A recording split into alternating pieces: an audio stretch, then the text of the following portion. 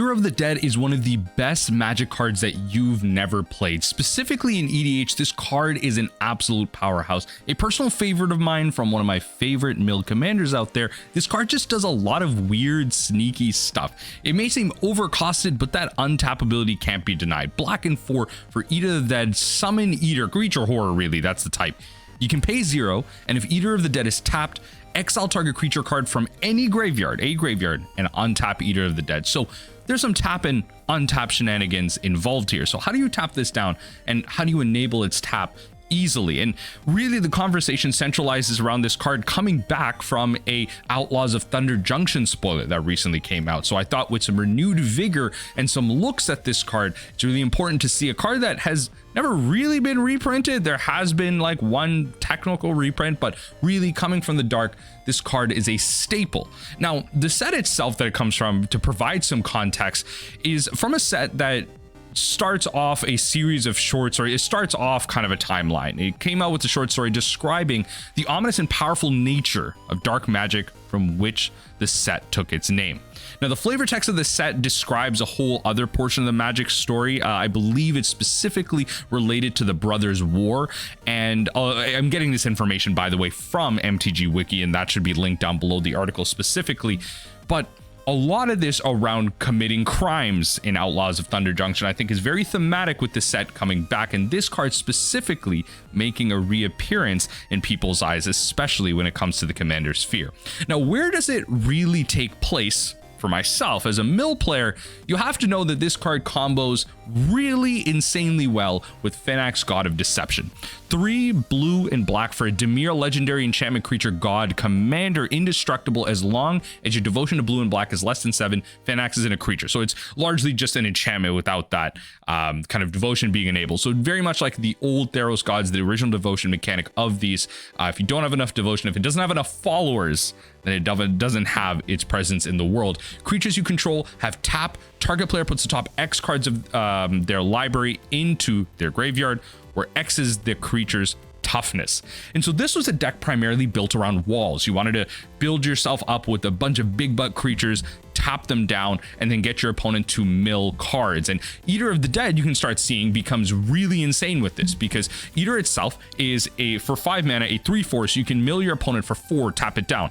Then what you do is you exile a creature card from a graveyard and then untap it and repeat it. You can start to see how, if you're at a table with a commander player that is probably playing some type of tribal commander out there, then you're going to be able to fill up their graveyard, then use the remaining cards that they have in their graveyard to mill out the rest of your opponent. So a lot of really powerful abilities, but because the ability to untap is an activated ability, you can start doing some real shenanigans with it. Think of it outside of a mill context. Sure, the Phenax synergy is unmatched, and you have to be playing this card if you're playing Phenax. There is no other better big buck creature than it. But if you wanted to get real infinite going for some combat, you could combo this with a card like Crackdown Construct. 4 mana for a 2/2 artifact creature construct. Whenever you activate an ability of an artifact or a creature, aka Eater of the Dead, that isn't a mana ability, because it costs 0, this is 0 activated ability, Crackdown Construct gets +1/+1 until the end of turn. So this is a great way to, when you have the Crackdown Construct available to attack, in response to the activation of your first activation, you just activate Eater on the same creature again, then do it again, then do it again, then do it again, and then all these Crackdown Construct triggers go on the stack. Remember that once that stack resolves, then obviously, it's not going to be able to exile that creature over and over again, but you're able to target that creature over and over again. You're able to activate the ability over and over again with that target on the stack. It doesn't say activate only as a sorcery, a very common way that a lot of cards get balanced these days. So this is a great way to enable something like a Crackdown Construct. So really interesting that you can do that infinitely. This is going to come into play with the Outlaws of Thunder Junction spoiler that has come out recently, but that's for closer to later in the video. The next bit of combo that you have, kind of giving the full suite of what this insane card can really do, is with a card like Viridian Longbow. And Viridian Longbow, what this card really does is, in many ways, Pauper staple. I love this card in Pauper L staple, I should say. But 1 for an artifact equipment. Equipped creature has tap. This creature deals 1 damage to any target, and then you can equip it for 3. So this is a way to tap down Eater of the Dead. Eater of the Dead's activated ability untaps.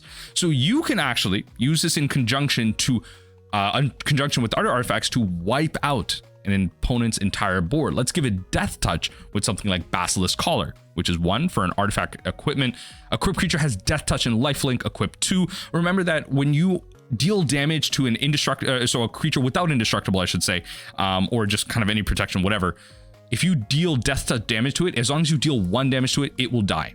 And so if you equip Basilisk Collar to the Eater of the Dead and then Viridian Longbow, and then use Viridian Longbow's ability to target a creature, it will then die. And then guess what? You can activate Eater of the Dead's ability to exile the creature that just died and untap Eater of the Dead and repeat the board. So it's kind of like a make your own board wipe in many ways. So you can start to see how these untapped shenanigans really start to get out of control, and you get to do some crazy fun things with this stuff. And heck, if you want to do this with mill, again, this is a little bit more niche, but Mindcrank. So Viridian Longbow can then make it so, you can deal 1 damage to any target. So whenever an opponent loses life, that player mills that many cards.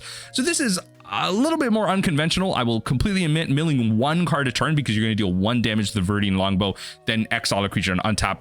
Again, if you want to get something like this going off, you probably have to have a pod that is really, really creature heavy. So Mindcrank is also an option with Viridian Longbow and Eater of the Dead, but it's fine. You're really not going to be using Mindcrank with this, but you might be using it with other stuff. But let's talk about the Outlaws of Thunder Junction spoiler that Eater of the Dead has everyone in a fury about, and that's Marchesa, Dealer of Death. Black, blue, and red for some really insane colors. Marchesa, Dealer of Death is a legendary creature human rogue. Whenever you commit a crime, you may pay 1. If you do, look at the top 2 cards of your library, put 1 of them in your hand and the other in the graveyard. So this is a great way to just go through your deck. You're drawing a card. Well, not technically, because that will matter for cards that punish you for drawing cards like Shieldred or Orcish Bowmasters, or other things that prevent you from drawing cards like a Narset that might be out on the field. This just puts that card in your hand. So this is actually a lot better in that case, but it also puts the other card in the graveyard. So there's a lot of graveyard shenanigans. There's a lot of card draw in that sense, but not traditionally. But it says that committing a crime is targeting an opponent, anything that they control, and or cards in their graveyard. And that is exactly what Eater of the Dead does with its untap ability. You exile target creature in a graveyard, and then you're able to untap Eater of the Dead. So as I was mentioning before, how you can activate in response to the original ability and target another, or I should say target the same creature in your graveyard, then you can do that over and over and over again and commit as many crimes as possible. Of course, this is going to be an engine that requires you to have a large amount of mana, infinite mana maybe, and then go off with it. But of course, in colors like these, I can't imagine it is that hard to create infinite mana. There's a lot of mana generating stuff in red, black, and blue. Look, you know how busted these colors are. You don't need to think of super extraneous ways to create infinite mana. And this is a great way to go through your deck, mill yourself out, reanimate a bunch of things, find some type of win condition, and just do it for value if you have extra mana as well. Marchesa, Dealer of Death is a really cool commander, and just using one of my favorite cards of all time in Commander, one that originally synergized with Phenax. But let me know in the comment section down below, what do you think of Eater of Dead? Do you want me to do maybe a mill-focused deck tech on Marchesa, Dealer of Death for EDH? I gotta hear that in the comment section down below. That is the only way I'm gonna do it. If I get enough voices heard, I'll do it. I'll brew something together. Eater of the Dead is definitely going to be a central piece to this combo if we were to get it off. But again, Eater of the Dead, I'm so happy to highlight this card for you. Let me know if you've played this card before, if you're playing Phenax right now and you have this card. I'd love to hear your thoughts down below. But Outlaws of Thunder Junction spoilers are heating up. Just really pushed Magic cards in all formats, Modern, Pioneer, Standard, Heck, Commander. And I'm really excited to see what this set can do as a Cowboy Western.